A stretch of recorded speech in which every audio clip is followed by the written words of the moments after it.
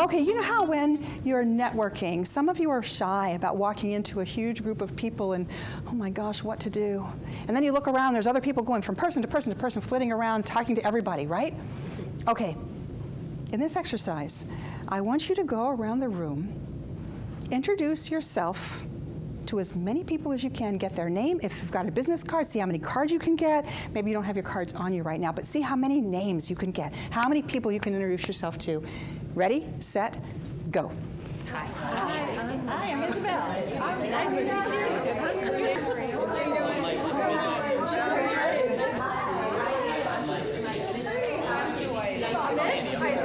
All right, everybody stop. Now you can have a seat at your desk. But there are a couple of people here that you don't know. I want you to tell me, how many people can you remember? How many people can you remember that you just introduced yourself to? 4. 3. 5. 4. Can you say their names? Yeah. Can you tell anything about them that you don't already know? Exactly. You didn't have time for that, did you? Right. All right. Okay, everyone, you know how when you go to these different networking or socializing meetings and it's like, where do I start? There's all these people. What I'd like you to do now is I'd like you to partner up, designate which one of you is going to be the talker. Any one of you going to choose to be a talker? Okay, the talker. I want the talker to introduce yourself, talk all about yourself, and complain.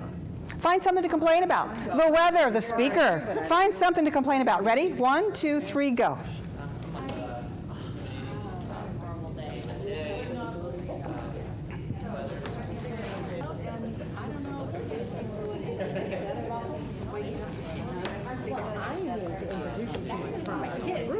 All right, everybody stop.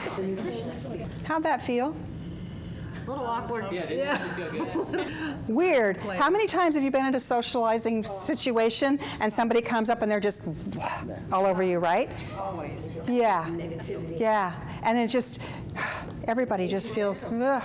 All right, shift energy in the room. Let's do a different strategy now. You can stay with your same partner. You can have the same talker, but the talker, I want you now to introduce yourself briefly and ask the person, if this is a business situation, what does they do for work? If it's a social situation, what do they love to do? And then ask them why they love what they love. What do they love about what they do? And ask them 3 times, why else? What else do you love about what you do?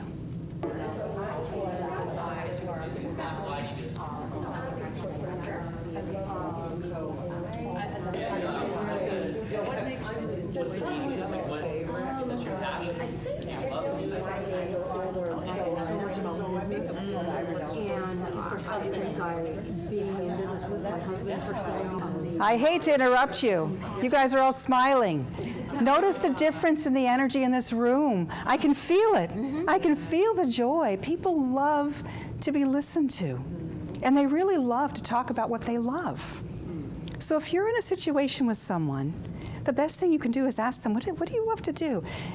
If it's a grandparent, and say, oh, I love spending time with my grandchild. Then ask them, oh, tell me about your grandchild. And they'll talk and they'll glow and they'll walk away saying, I had the best conversation with this person. Right?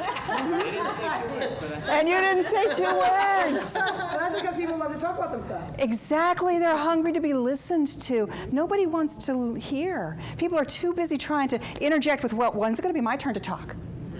But if you can learn the skill of getting them to talk first, then there'll be plenty of time. And guess what? What else will happen? What else will happen? A rapport, a relationship starts. A relationship starts, and that's what socializing and networking is all about. It's about building relationships. And the other thing, for those of us that are in business, you get to find out, oh, this person has a child that may want to go to art school. This child may need a tutor. This person may need someone that can help them with their cooking. So by getting them to talk about what they love, you get to learn about them, and then when it's your turn to talk, you can tailor your message to them. Do you see how that works?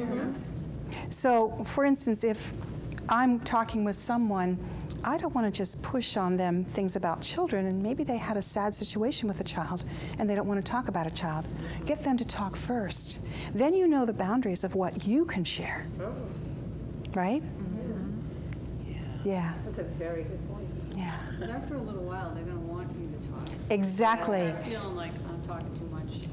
And then that's your forum, and you'll know how to directly address them. Plus, they'll be more apt to listen now Yes. because you gave them the floor and the opportunity to be able to share, and now they're going to want to be able to give you that same opportunity as well. Exactly. Hence, a relationship starts to develop. So if you go to a networking meeting and you have one, just one of those interactions, recognize that you've walked away successful. The shy people who see all these people in a room, if they walk up to the person they're drawn to and they have one meaningful conversation, maybe that's the only reason they're there. Versus getting all those business cards and all those names that we did earlier, right? And you don't remember a thing about any of them, right? Yeah, absolutely. Awesome. Thank you. Thank you.